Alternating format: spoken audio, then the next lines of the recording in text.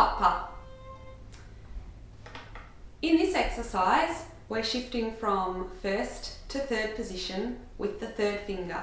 In first position, the second and third fingers begin a semitone apart, but when you shift to third position, they move to a tone apart.